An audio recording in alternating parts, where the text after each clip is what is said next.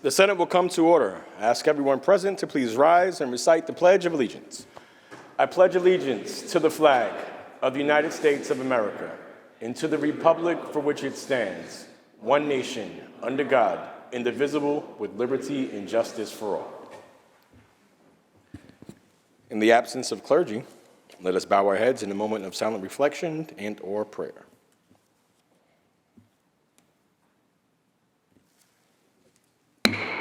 Reading of the Journal. In Senate, Sunday, January 7, 2024, the Senate met pursuant to adjournment. Journal of Saturday, January 6, 2024 was read and approved. On motion, the Senate adjourned. Without objection, the Journal stands approved as read. Presentation of petitions, messages from the Assembly, messages from the Governor, reports of standing committees, reports of select committees, communications and reports from state offices, motions and resolutions. Senator Gianaris. Mr. President, there will be a meeting of the Rules Committee, room 332. There'll be a meeting of the Rules Committee in room 332. Stands at ease. Senate will stand at ease. Senate will return to order. Senator Gianaris. Mr. President, there's a report of the Rules Committee at the desk. Can we please take that up? The Secretary will read. Senator Stuart Cousins from the Committee on Rules reports the following bills. Senate Print 1460 by Senator Krueger, the current resolution of the Senate and Assembly concerning the rescission of all previous requests by the New York State Legislature. Senate Print 242 by Senator May, enact to amend the election law. Senate Print 263 by Senator Stuart Cousins, enact to amend the election law. Senate Print 371 by Senator Gianaris, enact to amend the election law. Senate Print 610 by Senator Hoyman Siegel, enact to amend the election law. Senate Print 616 by Senator Myrie, enact to amend the election law. Senate Print 657A by Senator Myrie, enact to amend the election law. Senate Print 5943 by Senator Skoufis, enact to amend the election law. Senate Print 6173B by Senator Skoufis, enact to amend the election law and the vehicle and traffic law.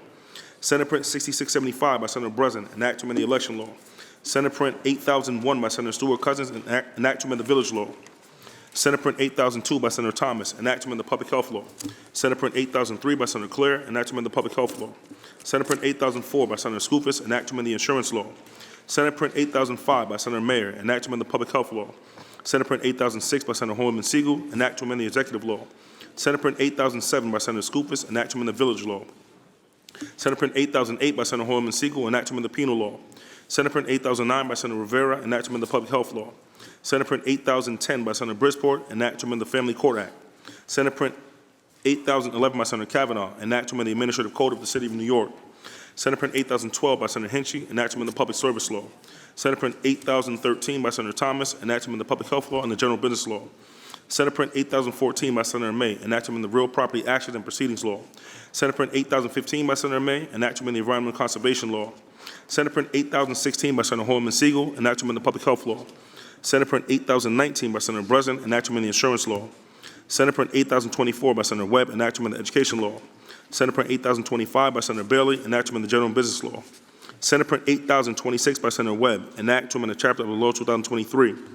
Senate Print 8028 by Senator Stuart Cousins, enact to amend the Executive Law.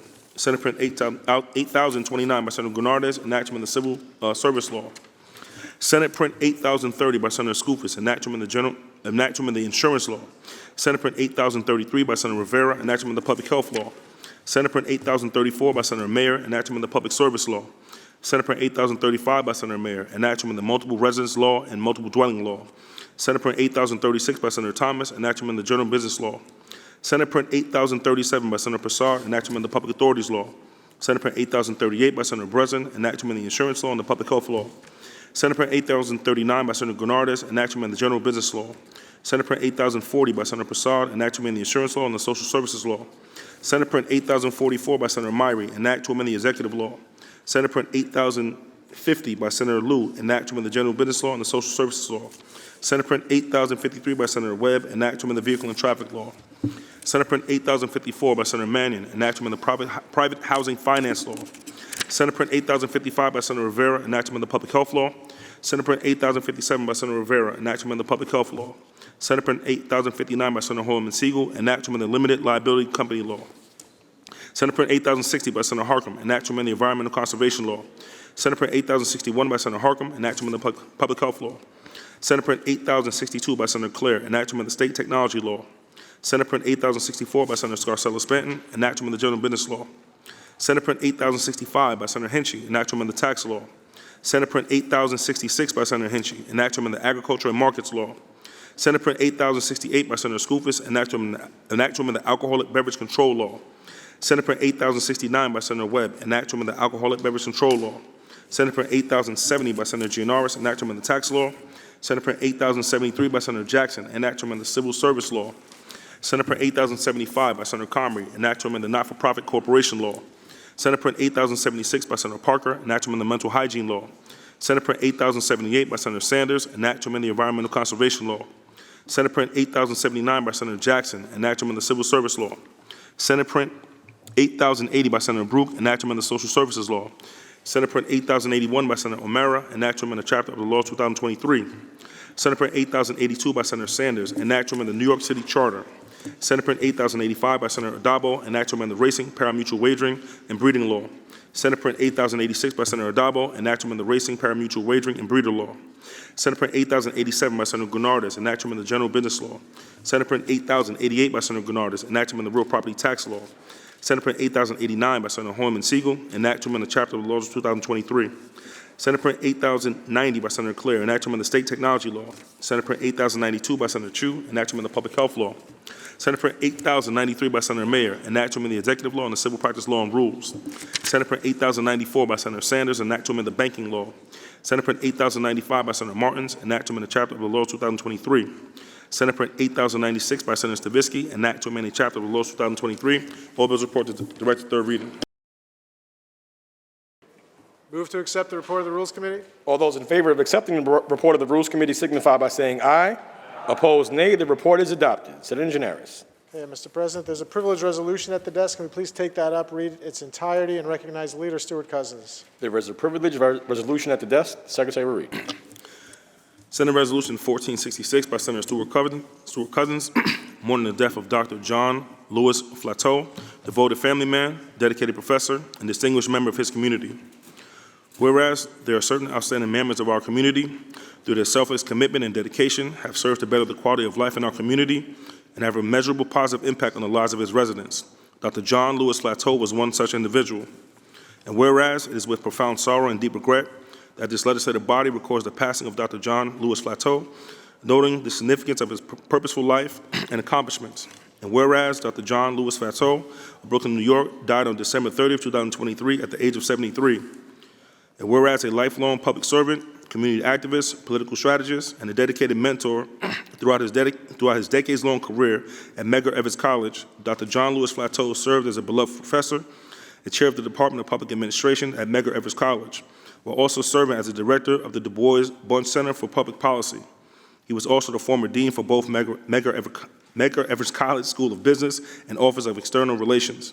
And whereas Dr. John Lewis Flateau was also a lifelong learner who led by example when it came to his students, earning a PhD in political science, public policy, and American politics from CUNY, while also obtaining master's degrees in philosophy and political science, public administration and political science, and urban policy. He secured his Bachelor of Arts degree in English Literature from New York University's Washington Square College. And whereas a true community pillar, Dr. John Lewis Flateau's resume was impeccable, showing his servant's heart from a young age. And prior to joining Medgar Evers College in 1994, he served as the Summer Youth Program Director of the Brooklyn Catholic Diocese from 1968 to 72, Harlem Youth Worker for the New York State Division for Youth from 1978 to 79, District Council 37 ASME Education Department from 1971 through 74, Executive Director of the New York State Black and Puerto Rican Legislative Caucus from 1975 to 82, Senior Vice President and Chief Diversity Officer for the New York State Empire State Development Corporation from 1983 to 90, Chief of Staff to Mayor David N. Dinkins from 1991 to 93, and as Deputy Secretary for Intergovernmental Relations for the New York State Senate from 2009 through 10. And whereas, beyond his professional accomplishments, Dr. John Lewis Flateau became well known for his public service, where he took on a number of key roles, including member of the New York State Legislative Task on Demographic Research and Reapportionment, Commissioner of New York City Districting Commission, member of the Redistricting Advisory Group, New York City Board of Education, Chairman of the United States Census Advisory Committee on the African American Population, National Steering Committee, Census Information Centers, co-chair, New York City Black Advisory Committee, Census 2000, and Chairman of the Board of Trustees, Community School Board 16 in Brooklyn. He was also appointed to the Independent Redistricting Commission by Senate Majority Leader Andrea Stewart Cousins. And whereas an intellectual giant, acclaimed educator, and dedicated public servant, Dr. John Lewis Flateau was instrumental in shaping the lives of countless students, and his work in both the city and state government helped advance justice and equity for communities across New York.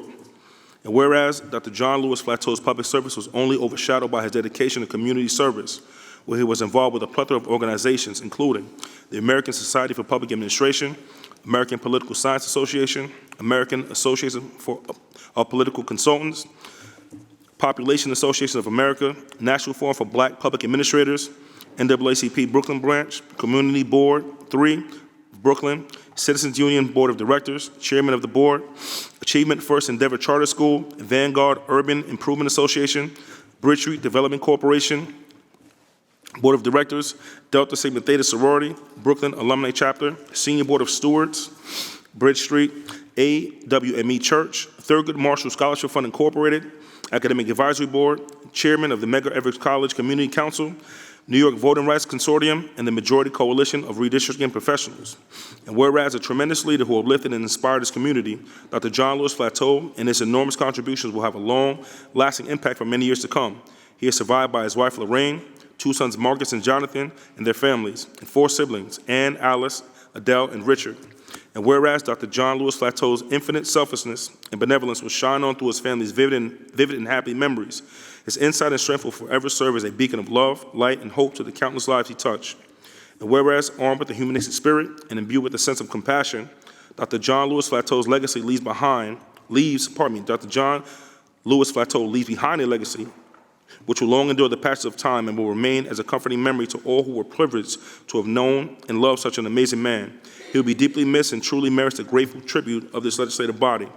Now therefore be it resolved that this legislative body pause in its deliberations to mourn the death of Dr. John Lewis Flateau and to express his deepest condolences to his family, and be it further resolved that a copy of this resolution, suitably engrossed, be transmitted to the family of Dr. John Lewis Flateau.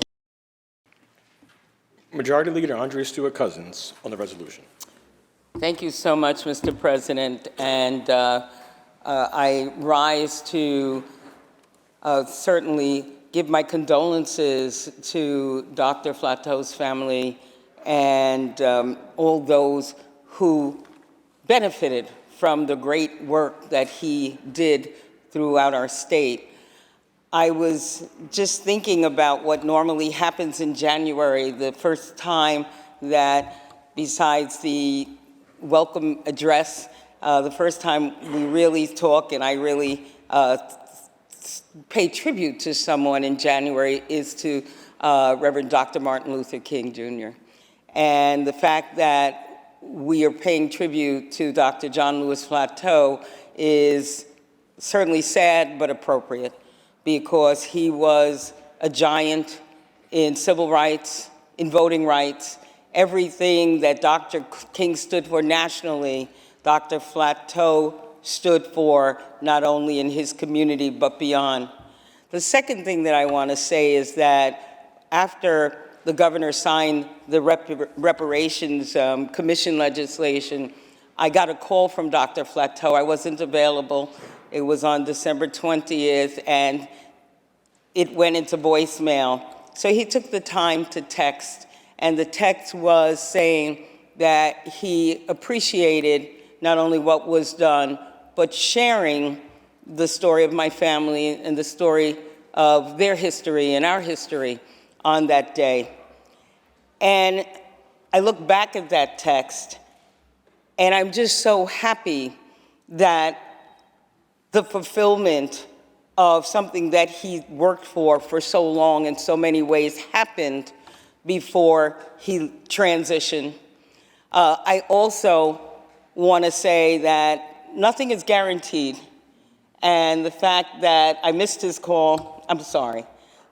I responded to his text, but little did I know when I woke up on December 30th that I would have the news that he was no longer with us. So again, I just want to pay tribute to all that he's done for us, certainly as a member of our Independent Redistricting Commission. I want to remind people that this is fleeting. I know we all know this, we're all grown-ups, but take that time to answer that call, answer that text. And lastly, at the press conference this morning, someone said, "Are you going to replace Dr. Flateau?" And my answer then was my answer. I'm certainly looking at his replacement. None of us are irreplaceable, but Dr. Flateau will not easily be replaced. He was a giant, iconic, and his legacy will live on in this state and beyond forever. Thank you, Mr. President. Thank you, Madam Leader. Senator Comrie on the resolution.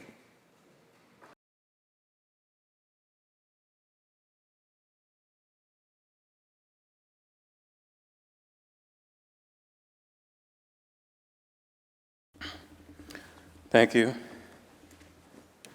Thank you, Mr. President. I want to thank the resolution being brought forth by Majority Leader Stewart Cousins to mourn the passing of a person that was ever so humble, ever so talented, a person that was greatly respected by so many of us, Dr. John Flateau. Dr. Flateau was a man of rare intelligence who looked at a period marked by injustice and Black disempowerment and saw a way out for us. I was fortunate enough to know him back in my early days, learning in my political life from my former mentor, Councilmember Archie Spigner, who got me involved in politics on a citywide level back when they were moving from 35 members of the city council to 51. And I saw what he was doing, how he worked the numbers, how he worked to inform people and be able to relate to people, how he could teach from a scientific level, a theoretical level, a personal level, and a level that anyone could understand. Even though he had the ability to speak to every level, he understood how to speak to the individual that he was encountering, how to talk to people on a level that they could appreciate, how to respect people in a way that they could understand it. While he knew what he was talking about, he wanted you to be part of that. He wanted you to be empowered. He wanted you to understand his passion, and he figured out a way to get it straight to you. Dr. Flateau learned from some of the great leaders of the past, including the late Al Vann and Mayor Dinkins, and as you've heard, he's done so many different things. Among he was the first director for the Black, Latino, Hispanic, and Asian Caucus. But I could go on and on about his history, but the resolution was so wonderfully written about his achievements, about the things that he had done, about the many roles that he played to try to make sure that Medgar Evers became a Black think tank location, to make sure that he was also the executive director, first director of the Du Bois Bunch Center for Public Policy, and he authored many books, but his first one, Black Brooklyn, The Politics of Ethnicity, Class, and Gender. He worked on so many campaigns. He helped map strategy for so many people, including the legendary operative Bill Lynch, leading to the election of David Dinkins, our first Black mayor. Our state owes a debt to John Flateau because he made his time, he made his focus on making sure that there was fairness and equity, that people could understand that there were opportunities, by making sure that he taught other people how to do numbers, how to understand how to make numbers work to empower people, and how to make sure that he was able to pass his passion on to so many others. As the leader said, it's hard to say anyone's irreplaceable, but he truly was a mountain of a man in a humble spirit and willing and a giving spirit. So I want to thank, in closing, I want to thank our leader for pausing our Celebrate deliberations to honor Dr. Flateau's legacy here today. I wish his family, his friends, and all that knew and loved him condolences and peace, and we can continue to honor him over time. Thank you very much. Senator Mayer on the resolution. Mr. President, it truly is an honor to get up and speak about Dr. John Flateau. When you look back at his years of service, 55 years starting from the Summer Youth Program Director at Brooklyn Catholic Diocese until his death in 2023, all of which were devoted to public service and particularly to fighting for equity and justice and a particular attention to the African American community. And don't forget how difficult it was in those days to be the smartest and the most diligent person on these issues. I had the honor of working with him and knowing him twice during his tenure in state government. When he worked for the EDC, when Governor Mario Cuomo was the governor, and he was the leader on attention to the use of state funds and ensuring they went to qualified WMBE contractors. Nobody else was paying attention to it. Dr. John Flateau started the movement of attention by the state's dollars being paid equitably to contractors. And then in 2009 to 2010, when he was Deputy Secretary for Intergovernmental Relations for the State Senate, and the Democrats were in the minority, and I was honored to be the counsel to the Senate minority, Dr. John Flateau theoretically worked for me, and I really worked for him. He was the boss of all the information that nobody else knew about elections and redistricting, these technical things that my colleague, Senator Comrie, referenced. He was truly the greatest expert we ever had here on these issues. I was honored to work with him and really for him. His legacy will live on, and it's our obligation to make sure that we continue the work that he started and not lose focus on what he was so focused on. May his memory be a blessing. Senator Myrie on the resolution. Thank you, Mr. President. I would not be standing here today if not for Dr. Flateau. He paved a way for many of us, but particularly for people that look like me, that look like Kevin, and particularly for young black men in Brooklyn. Because we didn't have too many examples of brothers who were smart, sharp, politically active, and who cared about the community as well. And Dr. Flateau was all of that and much more. We have a personal connection to him in Brooklyn because he taught at Medgar, amongst many other things. And I, of course, have the honor of representing Medgar Evers College now. But it's even more personal because there's so many amongst us that were students of his, both literal and figurative. I was a figurative student of Dr. Flateau. My wife was an actual student of Dr. Flateau.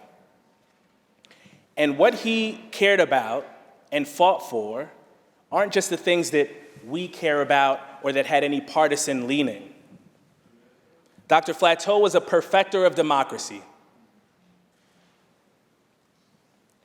In this country's history, we have said we care about democracy. We've even passed laws that say we care about democracy, but it took the struggle, particularly of Black Americans, to perfect our democracy, to hold us to that higher standard. And Dr. Flateau was such a perfecter because he didn't just know about the grand and big ideas, he knew the minutia. And he knew that the minutia was where the momentum actually was. And that's how they had kept people down for a long time, in the details. He knew the details better than anyone else. And so I find it appropriate that today, not only are we honoring him with this resolution, but we are naming a bill after him to create an elections and voting academic center here in this state. Because the details matter. We can only perfect our democracy with people who care deeply about those it affects the most. And Dr. Flateau was such a person. So we honor him today, but it's just the beginning. We will honor him always for what he meant to every single New Yorker in this state. Thank you, Mr. President. Senator Sanders on the resolution. Thank you, Mr. President. I thank you for, Madam Leader, for putting this resolution forward. I got to know Dr. Flateau through his family. I went to school with his sister, who was getting one of her numerous degrees. This is a very elite family. This is a very noble family, and I got to know him then and started working with him a little later. What can we say? This author, this master of demographics, this administrator. You've heard my colleague speak of him earlier. I started working with him on a disparity study when we were at the City Council of New York, where several of my colleagues in here were working with us, and I found a person who was the master of details, who loved the small points, really rejoiced in matters that most of us would brush past. But he would stop you and say, no, no, no, this will lead to this and this will lead to that. Of course, we didn't understand how until later on it did. And then we said, oh, yeah, we knew it all the time, or at least I did.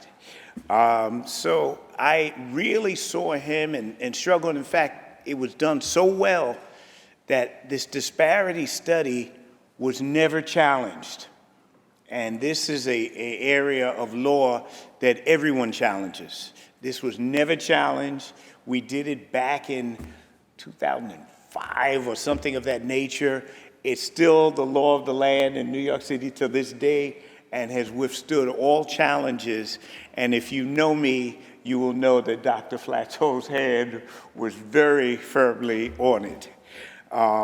He was indeed very passionate in his own way.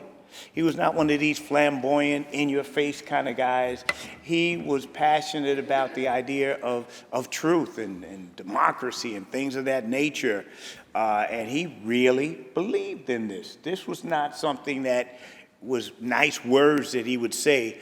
This guy was prepared to die over these words, and he lived over it. He was well-reasoned, strategic. If you know anything about him, he was a strategic thinker. I regret that I never played him in chess, not because I would have beat him, but because it would have been a joy watching him demolish me. He probably would be that good. But if you really want to know him, you've got to understand the idea of humility. This was one humble guy who could sit down and he wouldn't throw all of his degrees in your face. He would really work with you, and he would take you from wherever you are to where you need to be if you were disciplined enough.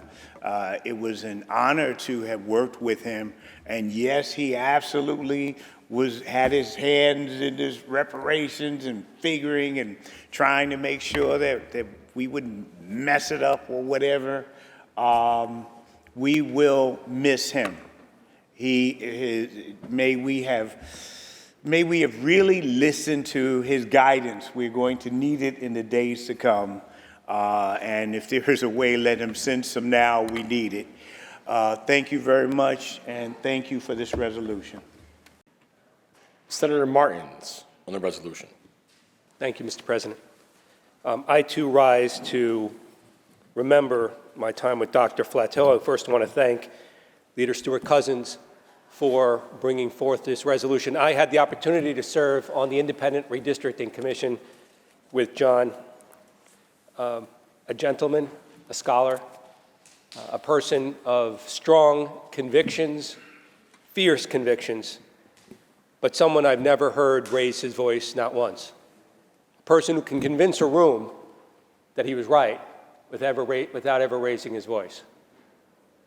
A scholar, obviously a person who was passionate about democracy for all, regardless of who they were, regardless of where they lived in New York City or New York State, be they from Long Island or Western New York or the 5 boroughs. He was passionate about making sure that everyone had a seat at the table. So I did not know that John was ill. I had no idea until this resolution hit the floor. But I will miss him, and I will miss the opportunities we had and I had to learn from him because of the influence he had not only on us on the commission, but certainly on New York State and on New York City. And I think that influence, and we've heard it here on the floor today, that influence will continue well beyond his years. My condolences to the family and to all who knew him. Mr. President, thank you for the opportunity. Senator Parker on the resolution. Thank you, Mr. President. And I rise to add my voice to those who are celebrating the life of Dr. John Flateau, somebody who's a believer, a member of Bridge Street AME Church, who would really be embarrassed by what's happening here today. He was just like, why y'all making such a fuss? He said, surely you have other things to be doing than talking about me. But I wanted to thank the leader for her leadership and saying that this is in fact the right moment. This is the part of the session when everything has been said, everybody just hasn't said it yet. But Dr. Flateau was a very, very much a personal mentor to me. And his passing and this conversation today and the reading of the resolution made me think through my career, because my career has been absolutely directly shaped by Dr. Flateau. He was somebody who was about black political empowerment, period, right? And particularly in Brooklyn. And for a lot of you should really read his book because, we kind of take it for granted now that Brooklyn is the center of the political universe. But John was came in at a time, and particularly the black political universe, right? There was a time when everybody used to run to Harlem. I don't want Cordell to get mad. When everybody used to run to Harlem to get everything done. And we kept saying, why everybody running to Harlem when all the people live in Brooklyn, right? We still are the largest concentration of people of African descent in the Western Hemisphere outside of Bahia, Brazil, right? And it was really Al Van and people like John Flateau who really fought to create a black political power base that demanded people come to Brooklyn and do things in Brooklyn. He was somebody, but also saw himself connected to the larger black community. So John, and so we all stand on the shoulders of people who've come before us. And I certainly stand on Dr. John Flateau's shoulders, but he stood on the shoulders of Bill Lynch, right? And if people don't know who Bill Lynch is, you should look him up, right? Like he was David Deacon's campaign manager, which might have been not even the biggest thing he did. When you look at, he was Nelson Mandela's campaign manager. People forget that, right? And John Lewis' campaign manager, right? Right? I mean, Bill Lynch was somebody who we all kind of work with, and John learned very closely from him. So in the David Dinkins second election, I went to work for John, right? And worked on that campaign, which was one of many that he literally held my hand and showed me how to do politics, showed me how to win elections. And he was, I worked at what used to be the Urban Development Corporation, which is now the Empire State Development Corporation. As Shelley mentioned, he used to run the MWBE program there, right? And now we just all talk about MWBE kind of flippantly, we all know what it means. At the time that he actually was the first person to help create that program at the Urban Development Corporation and was the first vice president of the MWBE program before anybody talked about disparity studies and MWBs and how do you, in fact, turn political power into economic power and how you use that to fortify communities. He was at the forefront of every single both electoral and empowerment strategy conversation that we had in the days. He's one of the people who helped create an organization that we used to have, the Council on Black Democrats. Right, we don't even talk about it that anymore. But right, you remember that, Leroy, right? He's one of the shapers of that organization that helped many people, get elected and create the power that you see in black communities now. I had a second time to work for him because when he created the Du Bois Bunch Center at Medgar Evers College, he hired two people, Gregorio Mayers and me. And I was on the bottom of the toll pole reporting to Greg. and so it's been a long journey. And I was actually in the PhD program along with Gustavo Rivera when he came to the CUNY Grad Center to get his PhD. Me and Gustavo still working for a living, and he's Dr. Flatow. So you know how that went. But he just, as everyone said, was a master of the information, and more importantly than anything else, was never stingy with it. He would call you and tell you, hey, you should be paying attention to this, you should be doing this, this is the thing that was going on. And he lifted as he climbed, right? Not just, helping, people who are state senators and, the leaders of the Senate, but students, right? My chief of staff started with me as an intern, and I still remember the call when John called me and was like, yo, I got this kid, you need to bring him over and like put him in your operation. And like literally, I think 12 years later, 15 years later, he's still working for me, right? I mean, maybe that means he can't find another job, but I'm just saying, it's been great for me. But it was oftentimes John who connected you with the information, with the people, with the resources, with the next thing that was happening that you needed to pay attention to. And so it's appropriate that we remember him because he's had so much impact on where we are and who we are and who we are today. Not just coming out of Bill Lynch, but the work with Al Vann, connected to people like Esmeralda Simmons and Judge Paul Wooten. Letitia James came right after, another mentee in that string of people who were coming out of Brooklyn, looking to empower our communities and make this state and our city as great as it possibly can. And so as I take my seat, I just want to say thank you, John, for not seeing it robbery to pour into a young man who knew nothing about government, just knew that he wanted to run for office one day and help his community, and for teaching him what he needed to know in order to be successful, and never letting him go, even when he made mistakes, even when things didn't go the way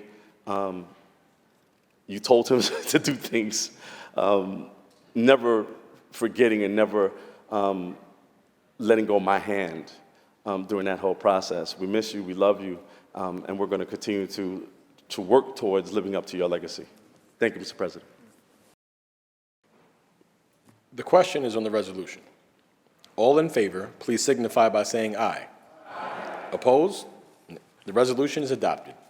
Senator Gianaris. Mr. President, Leader Stewart Cousins would like to open this resolution for co-sponsorship. The resolution is open for co-sponsorship. Should you choose not to be a co-sponsor, please notify the desk. Senator Gianaris. Can we now take up the supplemental calendar? Secretary Reed. Calendar number 1, Senate Print 242 by Senator May, enact to amend the election law. Lay it aside. Calendar number 2, Senate Print 263 by Senator Stewart Cousins, enact to amend the election law. Read the last section. Section 5, this action will take effect immediately. Call the roll. Dabo, Gianaris Kruger, Ort, Stewart Cousins, White. Announce the results. Ayes 62. The bill is passed. Calendar number 3, Senate Print 371 by Senator Gianaris, enact to amend the election law. Read the last section. Section 6, this action will take effect on the 180th day after it shall become a law. Call the roll. Dabo, Gianaris Kruger, Ort, Stewart Cousins, White.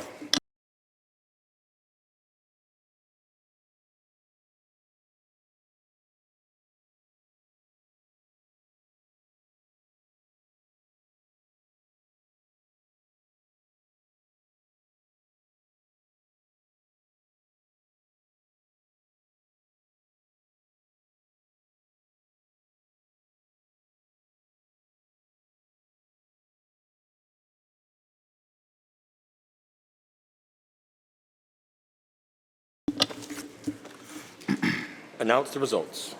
In relation to calendar 3, those senators voting in the negative are Senators Canzoneri, Fitzpatrick, Gallivan, Helming, Martins, Matera, Oberacker, O'Mara, Ort, Rhodes, Steck, Tedisco, Walzick, Weber, and White. Ayes 48, nays 14. Bill is passed. Calendar number 4, Senate Print 610 by Senator Hoyman Siegel, an act to amend the election law. Lay it aside. Calendar number 5, Senate Print 616 by Senator Myrie, an act to amend the election law. Read the last section. Section 2, this act shall take effect immediately. Call the roll. Adabo, Giannaris Kruger, Ort, Stewart Cousins, White.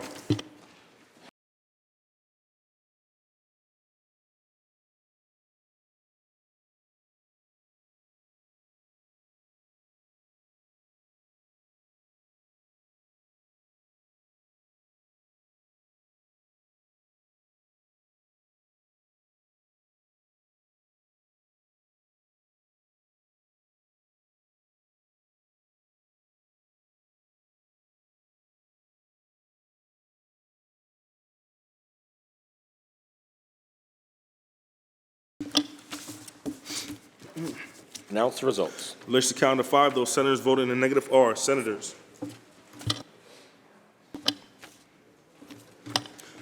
In relation to calendar 5, those senators voting in the negative are Senators Morello, Canzoneri, Fitzpatrick, Gallivan, Griffo, Helming, Lanza, Matera, Murray, Oberacker, O'Mara, Ort, Rhodes, Rollison, Steck, Tedisco, Weber, and White. Ayes 45, nays 17. Bill is passed. Calendar number 6, Senate Print 657A by Senator Myrie, an act to amend the election law. Read the last section. Section 11, this act to take effect April 1st, 2026. Call the roll. Adabo, Giannaris Kruger, Ort, Stewart Cousins, White.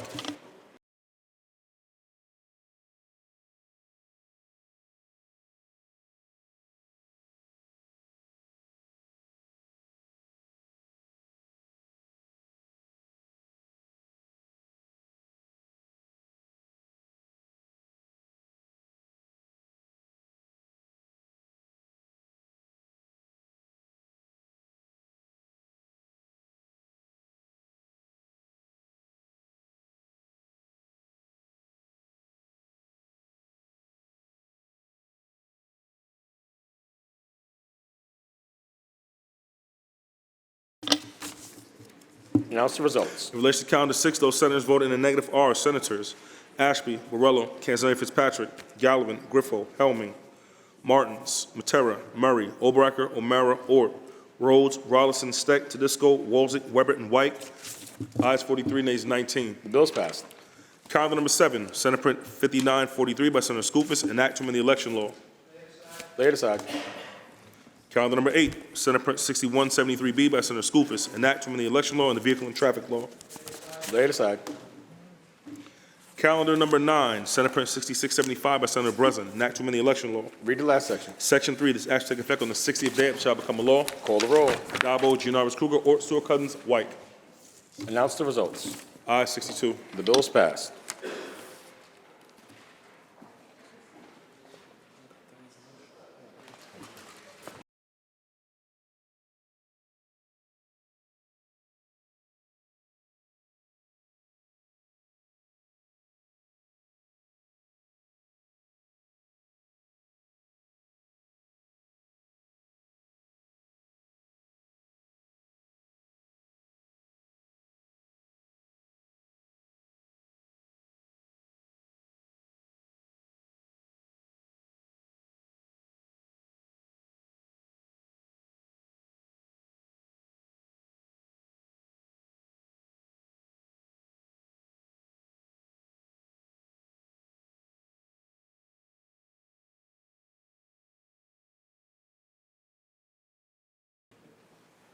That completes the reading of today's calendar. Senator Giannaris. Mr. President, I believe there's also a concurrent resolution at the desk. Can we take that up as well? The Secretary will read the resolution.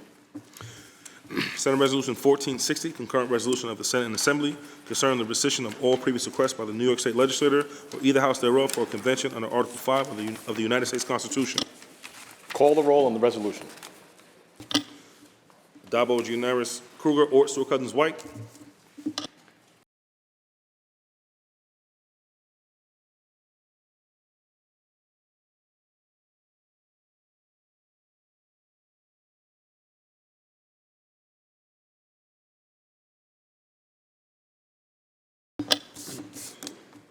Announce the results. Ayes 41, nays 21. The resolution is adopted. Senator Janaris. Can we now take up the controversial calendar? Secretary will ring the bell. Secretary will read. Calendar number 1, Senate Print 242 by Senator May, an act to amend the election law. Senator, Let's take up the bills that will have hostile amendments first. So can we begin with calendar number 7?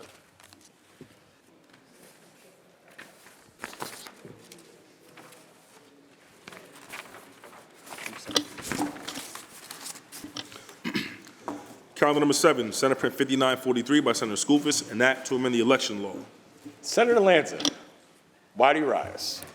Good afternoon, Mr. President. Mr. President, I believe there's an amendment at the desk. I waive the reading of that amendment and ask that you recognize Senator Walczyk to be heard. Thank you, Senator Lanza. Upon review of the amendment, in accordance with Rule 6, Section 4B, I rule it non-germane, out of order at this time. Accordingly, Mr. President, I appeal the ruling of the chair and ask that you recognize Senator Walczyk. The appeal has been made and recognized, and Senator Walczyk may be heard. President, I rise to appeal your ruling. The proposed amendment is germane to the bill at hand because the bill at hand moves judges and others on a place on the ballot. And I have offered up this very helpful amendment. So Section 1 of this amends Section 80 of the town law to restore local elections to odd-numbered years. Section 2 amends Subdivision 4 of Section 17-1703A of the village law to restore local elections to odd-numbered years. And Sections 3, 4, and 5 offer technical repealing language. Moving local elections from odd years to even years is terrible policy for New York. It directly circumvents home rule powers afforded to counties, towns, and villages under state law. New changes are not going to make elections more cost-effective. Instead, they will increase the length of ballots and push voters to choose from as many as 25 candidates in a single cycle. Focus on local issues will diminish, which is not good for governments closest to the people. And lastly, new changes have bipartisan disapproval. This amendment that I'm offering rectifies the hyper-partisan changes that will hurt New York's republic for years to come. And I say republic because the first thing that we did in this chamber today and when we opened this session last week is we all looked at the flag of the United States and pledged allegiance to it and the republic for which it stands. So I offer up these amendments.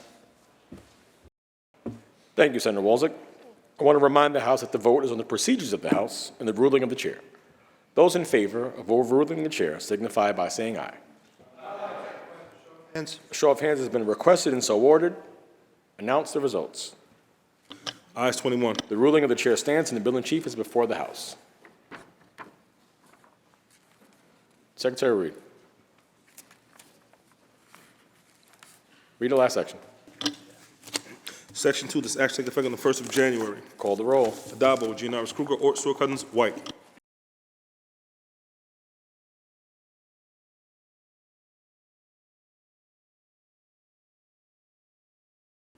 Senator Walczyk to explain his vote. Mr. President, I was actually, could I lay this bill aside and ask some questions? Would the sponsor yield?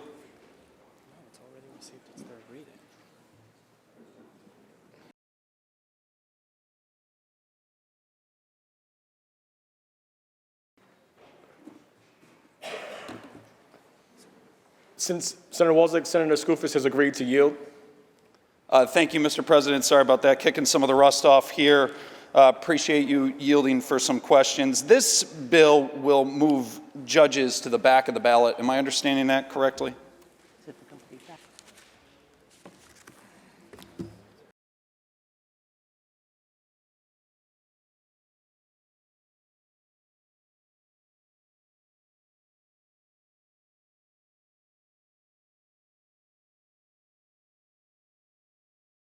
Through you, Mr. President, I apologize, I was getting some clarification. So I understood and I understand that judicial offices are moved further down the ballot. I was clarifying as to whether they're moved, as you described it, to the complete back of the ballot or not. What this bill does is it standardizes the ballot order, which currently has no standardization in state statute, and judicial offices are moved towards the end of the ballot, yes, after member of Congress, member of the state Senate, member of the Assembly, which, as I'm sure you know, are currently subsequent to judicial offices on the ballot. You, Mr. President, would the sponsor continue to yield? Will the sponsor continue to yield? Yes. The sponsor yields. Isn't the current standard based on the size of district or the number of people that you represent? Through you, Mr. President, that's my understanding. And through you, Mr. President, would the sponsor continue to Will the yield? sponsor yield? Yes. I just wanted to clarify that because you said that there was currently no standard, and that's what we're looking to remedy here. But if the standard exists and has been in practice, Board of Elections writes them on the ballot based on the number of people that they represent. I just, for the record, wanted to button that up. So if you would continue to yield, reaching out to the judiciary, obviously, if you're moving judges to a new place on the ballot, I'm sure the judicial branch had something to say about that. What did the Office of Court Administration or judges that you spoke with have to say about this proposal? Through you, Mr. President, I'm not aware of the Office of Court Administration weighing in on changes to the election law. And through you, Mr. President, would the sponsor continue to yield? Will the sponsor yield? Yes. Sponsor yields. I know you're aware that Board of Elections is a bipartisan body, and have they said anything about this legislation? Do they support it, as they often will issue memos of support and opposition on things? Through you, Mr. President, it's common for, and I'll speak for my office, to reach out to the State Board of Elections for technical input, and we may well have done that on this bill. This bill's been around for several years. I believe Senator Kaminsky carried it prior to my taking over the sponsorship, but I'm not aware of the State Board of Elections issuing, if this is what you're asking, a memo of support or opposition. No. I don't think they do that. Through you, Mr. President, would the sponsor continue to yield? Will the sponsor yield? Yes. Sponsor yields. Where did the idea for this legislation come from? Through you, Mr. President, as I just said literally 15 seconds ago, one of our former colleagues carried the bill before I did, Senator Kaminsky. Thank you. Mr. President, on the bill. Senator Walczyk, on the bill. Our constitutional republic is better served when citizens educate themselves, obviously, about the candidates that are on the ballot. When you lump local elections in with federal elections, you're eroding the decentralized principles of the very founding of this country. This bill purports to literally prioritize politicians based on nothing, their position on the ballot based on nothing more than political expedience and political rank, as some see it. The judiciary deserves your respect as a co-equal branch, and frankly, so do the voters. People aren't frustrated because Supreme Court candidates are in a spot on the ballot that is representative of how many people are within their Supreme Court district. People are frustrated, they're angry because bills like this continue to degrade the very importance of the local elections, the local governments that should be the closest to them in representing their needs the best. In high school, we learned about checks and balances, but bills like this show that politics sometimes creeps its way into this body, and that those principles, unfortunately, govern policies like this more than respecting a co-equal branch of government. And for those reasons and many others, Mr. President, I vote no.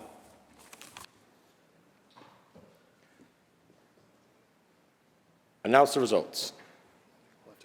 We'll call the roll. Section 2, this act take effect on the 1st of January. Call the roll. Adabo, Gianaris, Kruger, Ort, Stewart Cousins, White.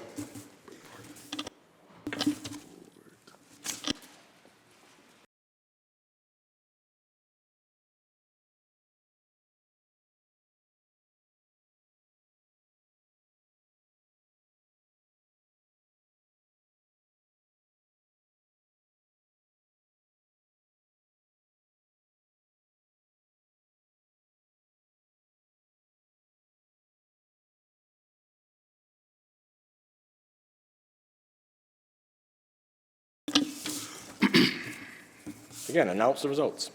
In relation to calendar 7, those senators voting in the negative are Senators Borrello, Kanzler Fitzpatrick, Gallivan, Helming, Lanza, Terra, Murray, Oberacker, O'Mara, Ort, Palumbo, Rhodes, Rollison, Steck, Tedisco, Walzett, Weber, and White.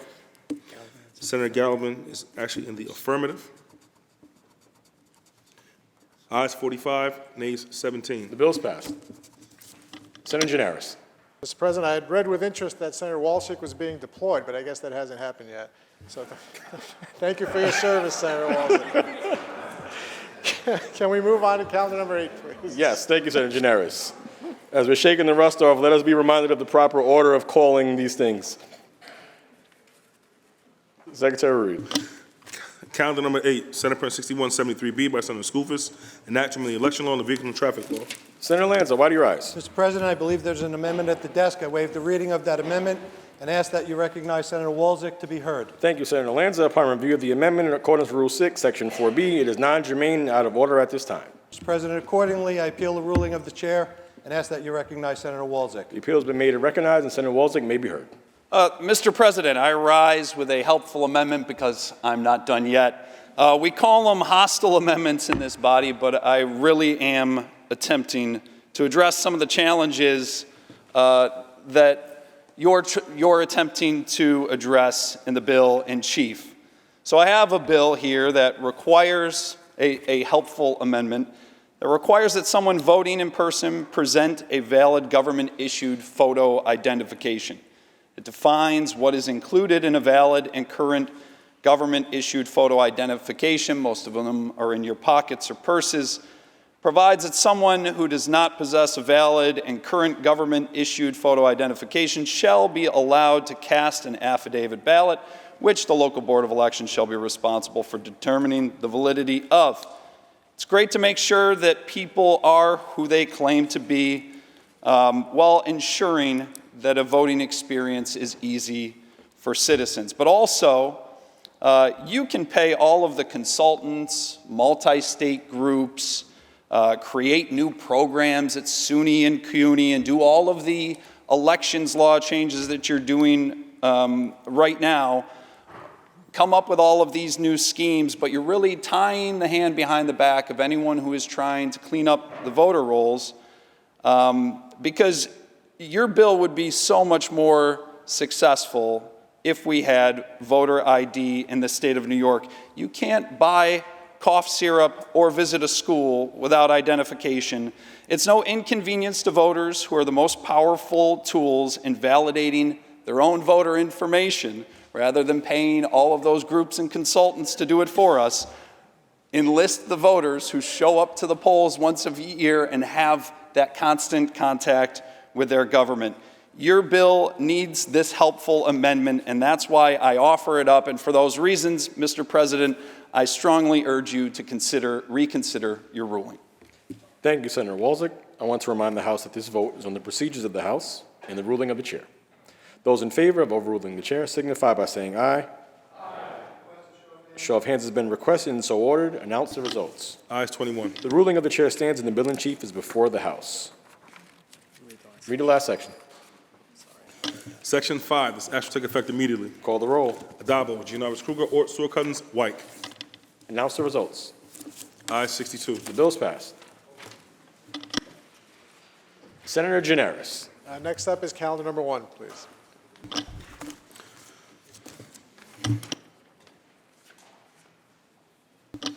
Calendar number 1, Senate Print 242 by Senator May, enact to amend the election law. Senator Borrello, why do you rise? Mr. President, hello. Good to see you, George. Good to see you as well.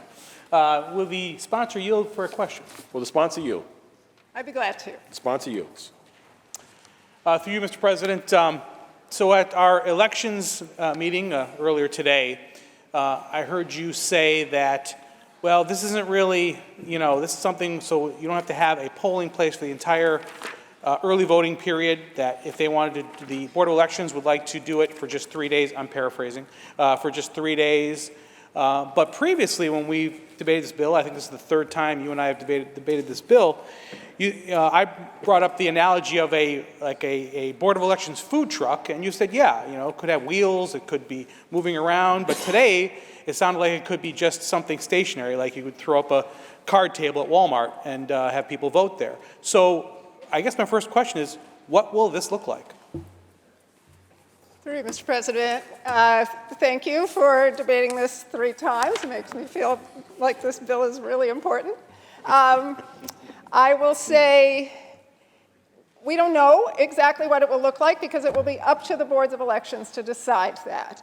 The bill says it has to exist for a minimum of 3 days. It could be a mobile van of some kind that is capable of printing ballots and having the security necessary. It could be a library or the kinds of places we recognize as ordinary polling places.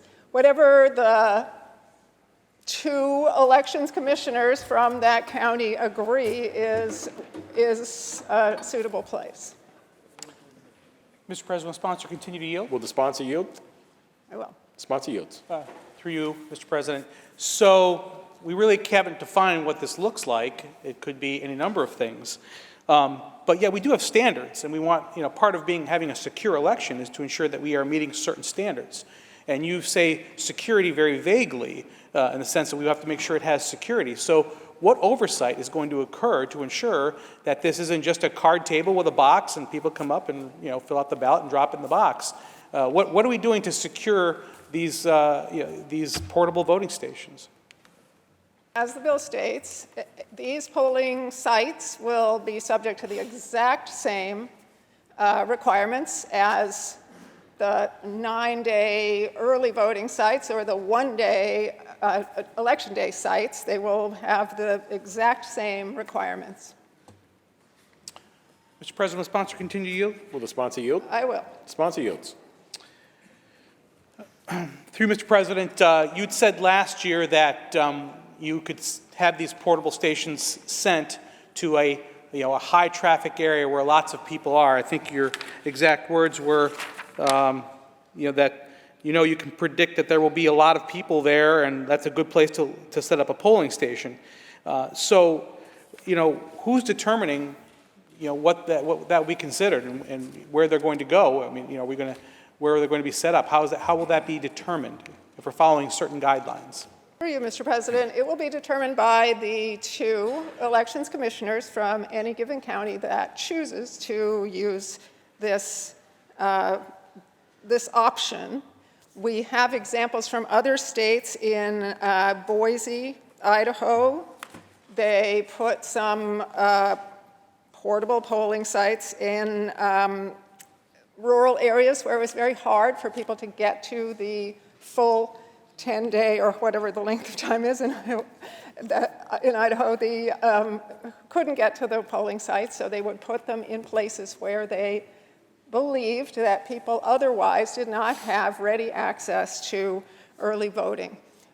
I imagine there are large employers in some districts. When Micron opens its facility in north of Syracuse, there will be thousands of people working in that facility. That might be a place where during the weekdays it would be appropriate to have a site set up. If you had a county fair with a lot of people expected to be there over a few-day period, that might be a good place for a Board of Elections to set something up. Mr. President, will the sponsor continue to yield? Will the sponsor yield? I do. Sponsor yields. Through you, Mr. President, I don't expect you to necessarily know the answer to this question, but you brought up Boise, Idaho as an example of getting some rural voters access. Do they have early voting like we do have here in New York State, 10 days of voting when you include early voting in Idaho? Through you, Mr. President, I don't honestly know the exact situation in Idaho. Mr. President, will the sponsor continue to yield? Will the sponsor yield? I will. Sponsor yields. So we brought up the Micron and the fact that you have a large employer there that would somehow be set up and be giving some kind of preferential treatment. Yet usually we try to keep these things a little more neutral. We're not giving a preference to one employer over another or to one group over another. So what kind of oversight will there be for those local boards of elections to ensure that these portable polling places are being fairly distributed? Mr. President, once again, it would be decided by the two elections commissioners who are from different parties who would be making that consideration. I would hasten to say that it wouldn't be about preferential treatment to Micron, but about making sure the largest number of voters have access to the polls. Mr. President, will sponsor continue to yield? Will the sponsor yield? I do. Sponsor yields. I just want to go back to the Micron example. I think we all would agree that this would not have happened without heavy subsidy from New York State government, from our governor, so forth. Do you think it's fair that we would set up a portable polling site in front of a place that's employed by thousands of people that are benefiting from one particular, elected officials' generosity with our taxpayer funds? Through you, Mr. President, I will say it one more time. We're talking about two elections commissioners from opposing parties who would be jointly making this decision together and not expecting or seeking any kind of favor from the voters themselves because they are not elected by the voters themselves. Mr. President, on the bill. Senator Borrello on the bill. Thank you once again, Senator May, for the indulgence with that debate. You know, we've heard this now 3 times, 3 years in a row, and just can't get a clear answer as to what this looks like. And I know the fallback is, well, we have this Board of Elections where we have a Republican and a Democrat, and they're going to work together to make sure it's fair. Well, we have that in a lot of situations, but yet it doesn't stop New York State government from, having lording over those situations with a lot of rules to ensure that, things are being done above board. But all of a sudden now, we're going to let the local election, Board of Elections folks to decide for themselves how this is going to look. And I do have faith in our local boards of elections and the bipartisan manner. However, we've also at the same time been pushing to quote-unquote professionalize our boards of elections. So how much longer will we have a Republican and a Democrat in every municipality, every county in upstate New York that are able to have that bipartisan discussion and debate? The answer is maybe not for much longer. So something like this could all of a sudden become under the purvey of someone who is not having the best interests in a bipartisan manner. But let's just go back to the fact that we really don't know what this is going to look like. A couple years ago, it was a food truck. Now it's just a temporary location. We're really not sure. We're not sure how it's going to look. And now we've decided that our local boards of elections are going to be experts at being able to produce something that actually no one has ever seen in New York State. This has got a lot of problems. It continues to have a lot of problems. And as I've said many times before, the most important thing is to ensure that the people of New York State believe that our elections are secure and that their vote counts. And this is just one more step in the wrong direction, as are many of the other bills that we voted on today that will undermine the confidence in our elections here in New York State. So I'll be no. Thank you, Mr. President. Are there any other senators wishing to be heard? Seeing and hearing none. Debate is closed. Secretary will ring the bell. Read the last section. Section 2 is actually effective on the 1st of January. Call the roll. Addabbo, Gianaris, Kruger, Ort, Stewart Cousins, White. Senator May to explain her vote. Thank you, Mr. President. When I first thought about running for office in 2018, a big part of the reason was that it was hard to vote in New York State, and I was frustrated that our elections system was so difficult compared to that in other states. And early voting was one of the first things we passed when we gained the majority, one of the very first votes I took in this chamber.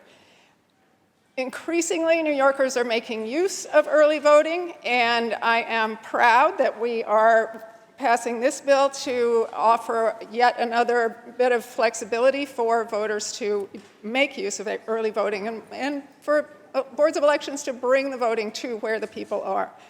I do want to say this term, portable polling places, while they can be portable, The reality is that on election day, we have one-day voting sites. These will be three-day voting sites. So to imagine that they are somehow more flighty or difficult to imagine is really, I think, taking out of context what we're trying to do here, which is creating flexibility, bringing the ballot box to the people where they are, and making sure that the most people possible who are eligible to vote can exercise the franchise in New York. I vote aye. Senator May to be recorded in the affirmative. Announce the results. In relation to calendar 1, those senators voting in the negative are Senators Ashby, Borrello, Canzani Fitzpatrick, Gallivan, Griffo, Hellman, Lanza, Terra, Murray, Oberacker, O'Mara, Ort, Palumbo, Rhodes, Rollison, Steck, Tedisco, Walzett, Weber, and White. Ayes 42, nays 20. Bills passed. Senator Gianaris. Last but not least, Mr. President, calendar number 4. Secretary Reed. Calendar number 4, Senate Print 610 by Senator Hoyman Siegel, an act to amend the election law. Senator Walzig. Why do you rise? I rise because I'm hoping the sponsor will be willing to yield for some questions. Does the sponsor yield? The sponsor yields. Thank you. Through you, Mr. President, what is the goal of this bill? I'm sorry. The bill's goal. The bill's goal. Well, ultimately, as you've heard today through you, Mr. President, the goal of all of these bills is to increase voter turnout, to extend the franchise as widely as possible, to get as many New Yorkers to pursue their right to vote and fulfill that solemn responsibility. Specifically, the goal of this bill is to permanently authorize the use of absentee ballot drop boxes in the state as a means to return absentee ballots. This bill is permissive in nature, Mr. President, and gives counties the authority to use drop boxes if they so see fit. The Board of Elections would be authorized and directed to promulgate related rules and regulations, including emergency regulations, if needed. Through you, Mr. President, would the sponsor continue to yield? Will the sponsor yield? Yes. Sponsor yields. Now, last year we funded postage for absentee ballot applications and for absentee ballots. Is there a concern that the United States Postal Service will not be able to deliver those ballots effectively?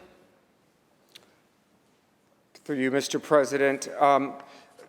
Look, we've all placed letters in our post boxes, and I was reading recently that one took 100 years to be delivered to the recipient. That was in the United Kingdom. But nevertheless, we know that the post office can be irregular, but this is not about the post office. This is about creating another opportunity, another mechanism for voters to return their absentee ballots. In fact, 25 states, Mr. President, use ballot drop boxes, and they've done so with very few incidents.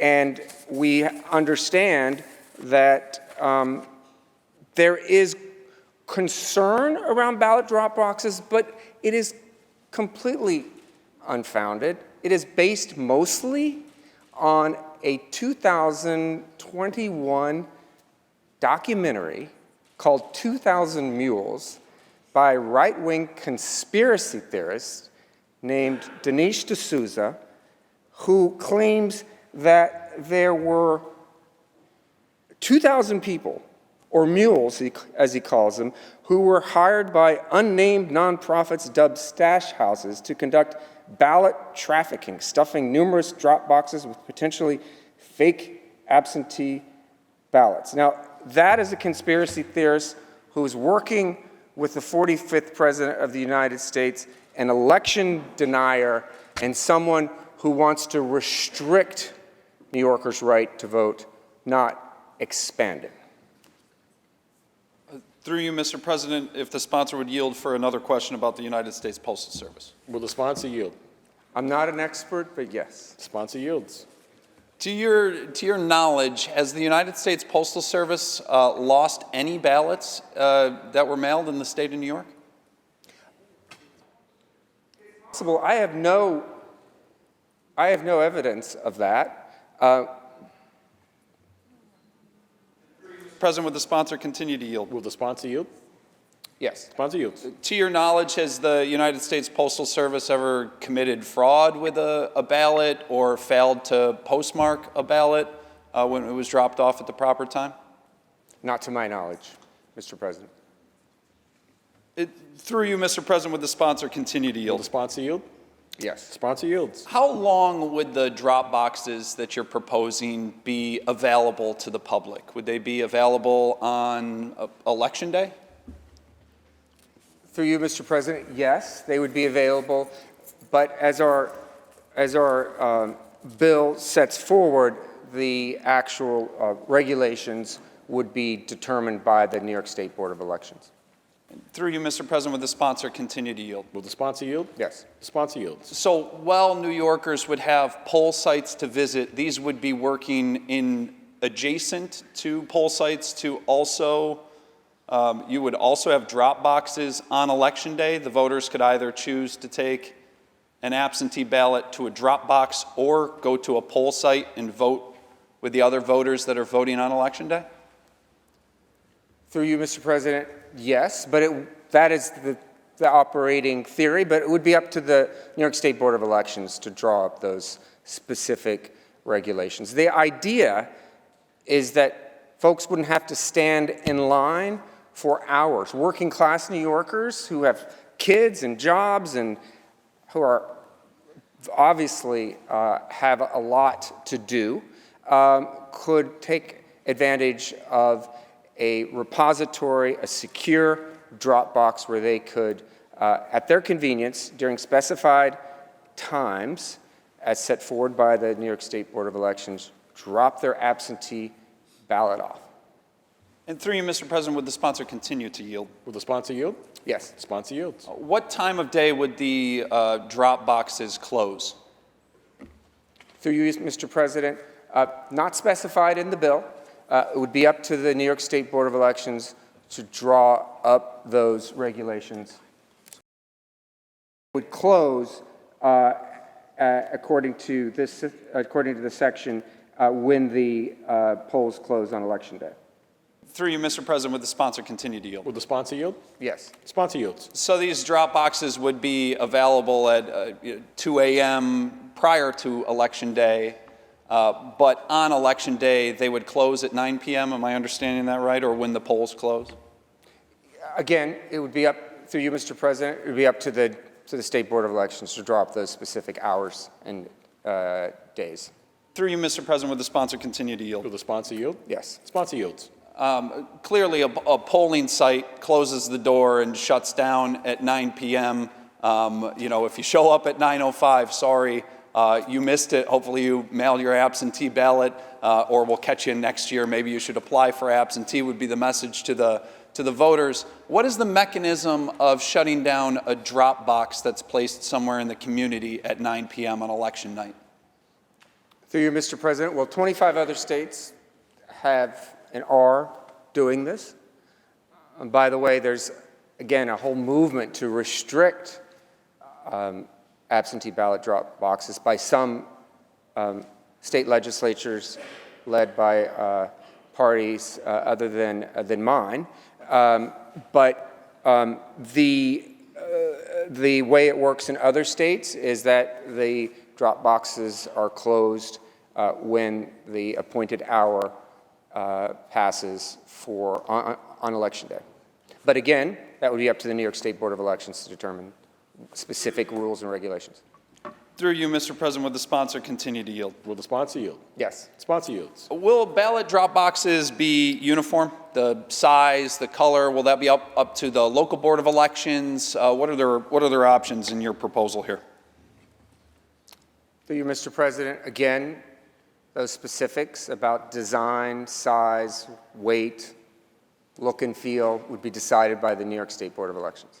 Through you, Mr. President, would the sponsor continue to yield? Will the sponsor yield? Yes. Sponsor yields. This bill that you're proposing, which would have more drop boxes for absentee ballot receipt on Election Day up until the time that polls close, what security will be in place to prevent non-citizens from putting ballots into those boxes? Through you, Mr. President. Through you, Mr. President. I think, the first question would be how a non-citizen acquired a ballot in the first place to cast. But that said, any ballot that is placed in a absentee ballot drop box would have to be verified, just like an absentee ballot that is sent through the mail has to be verified. And through you, Mr. President, would the sponsor continue to yield? Will the sponsor yield? Yes. Sponsor yields. Yeah, that brings up a good question. Will there be a difference between the look or any identifications? Sometimes Board of Elections is able to code different applications.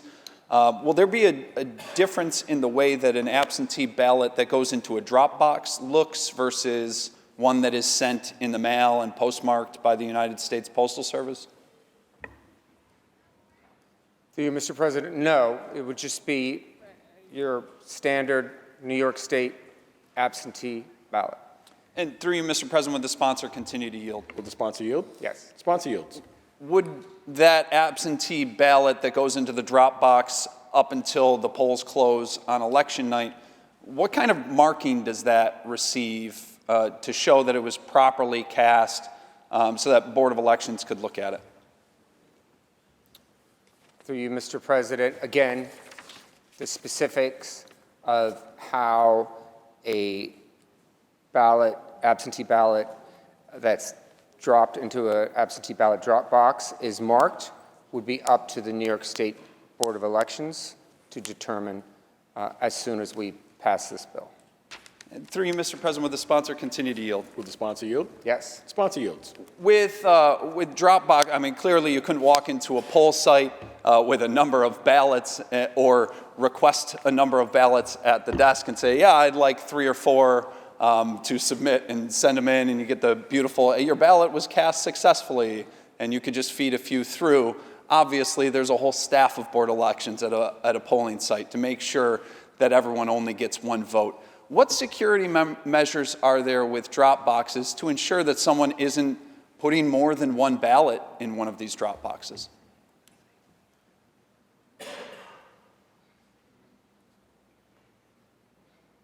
Through you, Mr. President, it would be the same as any other receipt of an absentee ballot. You're entitled to one and to cast one, but any specific additional provisions regarding the safety of and security of absentee ballot drop box voting would be determined by the Board of Elections. And let's understand very clearly, again, 25 states utilize absentee ballot drop boxes, and they do it successfully without any controversies, notwithstanding the election deniers, which I assume you are not one, who claim that the 2020 election was stolen and who have fueled this conspiracy theory on social media and elsewhere. There is not a scintilla of evidence that absentee ballot drop boxes lead to less voter security and election integrity. And through you, Mr. President, would the sponsor continue to yield? Will the sponsor yield? Yes. The sponsor yields. To those that are familiar with how a Board of Elections runs with a Democrat and a Republican commissioner to offset each other, they share keys to certain rooms where ballots can only be accessed if both of them or a representative is present, and we've got a bunch of election law that guarantees that. So with your Dropbox proposal that we're about to vote on here, what surveillance or what sort of basic security measures are there to ensure that those ballots are protected at the drop box? Will there be a video surveillance on each one of these drop boxes? Is that written into your legislation here? Through you, Mr. President, again, issues around chain of custody would be determined by the New York State Board of Elections. You, Mr. President, would the sponsor continue to yield? Will the sponsor yield? Yes. Sponsor yields. Yeah, not just chain of custody, but if Board of Elections just wanted to make sure that no one was tampering with the box, or, obviously, if you've got ballots in there, that's something that they would want to keep secure. They have vaults for that purpose at a lot of Board of Elections. What basic security measures are written in with your proposed change here? Through you, Mr. President, again, I don't mean to sound like a broken record, but it would be up to the New York State Board of Elections to draw up rules and regulations regarding the security and integrity of these ballot drop boxes. And through you, Mr. President, would the sponsor continue to yield? Will the sponsor yield? Yes. Sponsor yields. And the bearing of cost for the drop boxes, where does that sit? Through you, Mr. President, let's understand that this is not a mandate. It's up to counties to determine whether they want to use ballot drop boxes and increase the franchise, which we've seen in other jurisdictions. There, in fact, was a study that showed that voter turnout was able to be increased close to 1%, depending on the proximity to the voter. The local boards would make that determination. We have provided in our last budget an additional $15 million for our local boards of elections that they potentially could use in part for this purpose. Thanks very much. Mr. President, on the bill. Senator Walczyk, on the bill. And I appreciate your answers. It's 2024. We just opened this session. It's a presidential election year nationwide. The first action and the first bills that this body took up today was to change a bunch of election law and then put drop boxes all over the place. This bill will allow someone to drop as many ballots as they would like to or they have access to up until the polls close on election night without any surveillance while the polls are still open, and there's no way to separate those ballots by identification from any other ballots that have been cast. So you talk about disenfranchisement and the faith in our election, you can see how voters may be a little frustrated if they're one that goes to the poll site, and they're very concerned that others are offsetting their vote. Faith in our electoral process is the bedrock of this constitutional republic. And proposals like this erode confidence and endanger the simple security of our elections. For the sake of our republic, I will be voting no, and I encourage my colleagues to do the same. Thank you, Mr. President. Are there any other senators wishing to be heard? Seeing and hearing none, debate is closed. Senator Rhodes. Not to ask any questions. Senator Rhodes, are Actually, you on the bill? I'll explain Are you on the bill? Or are you going to explain your vote later? I'll explain the vote. Okay, thank you. Senator Kennedy Fitzpatrick? To explain your vote. So debate is closed. Secretary, ring the bell. Read the last section. Section 4, this action take effect immediately. Call the roll. Addabbo, Giannaris Kruger, Ort, Stewart-Cousins, White. Senator Rhodes to explain his vote. Thank you, Mr. President. This has nothing to do with election denying. It has to do everything with common sense. And I agree with Senator Walczyk. The issue here is the fact that there is no security behind these ballot boxes. It would make perfect sense to me if these ballot boxes were going to be placed at polling sites so that there would be supervision from employees of the Board of Elections so that they can guarantee that everything is being done the way it's supposed to be done. It would make sense, even if you put a ballot box at a post office, Virtually every town in the state of New York has a post office. The post offices are open. There's monitoring. It would be secure. So even if they don't want to pay for a stamp and actually put it in a mailbox at the post office, there could be a drop box in the lobby of a post office. Many have 24-hour access, right? Where there would be some level of security. Here, this bill provides no instruction whatsoever as to what these ballot boxes are supposed to look like, how these ballot boxes are supposed to be secured, how the ballots that go into those boxes are going to be secured. So literally, if the Board of Elections were to say, hey, you know what, I've got a hammer mill paper box, and I'm going to cut a slit in the top of it, and it's secure because I'm wrapping it in duct tape, that is going to pass under this legislation. But we all know that that's not secure. I think this bill is a mistake. I am all for giving voters more opportunities to be able to participate in the process, but we have to do it in a way that keeps the integrity of the ballots and the integrity of the process secure. This does not do it. My vote is in the negative. Thank you, Mr. President. Senator Rhodes to be recorded in the negative. Senator Canzoneri Fitzpatrick to explain her vote. Thank you, Mr. President. The sponsor did make some points about wanting to make sure that every vote is counted.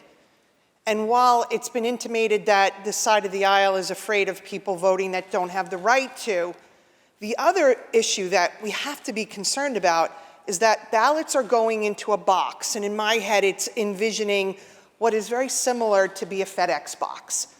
And on Long Island, in my business in Nassau County, we use FedEx boxes all the time to get legal documents back and forth. And I've unfortunately had multiple occasions where boxes have been broken into, documents never arrive, checks are lost, original documents delay closings. So I fear that a person who took the time to fill out a ballot, which in Nassau County will probably have more than 30 plus candidates that they're voting for, that ballot's going to disappear, potentially, if somebody breaks into that box. We have no surveillance. We have no way of counting how many ballots went into that box.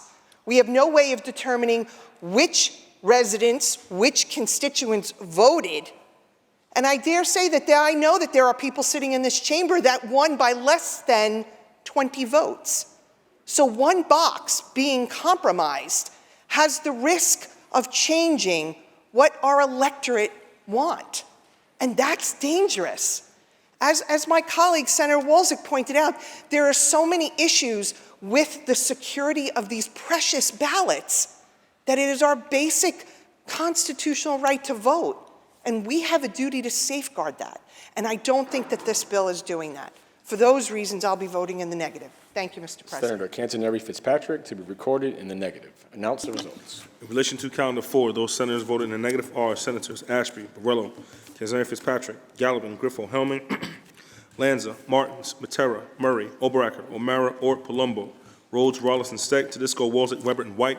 Ayes 41, nays 21. The bill is passed. Senator Gianaris, that completes the reading of the controversial calendar. Is there any further business at the desk? There is no further business at the desk. Move to adjourn until tomorrow, Tuesday, January 9th at 11 a.m. On motion, the Senate stands adjourned until Tuesday, January 9th at 11 a.m.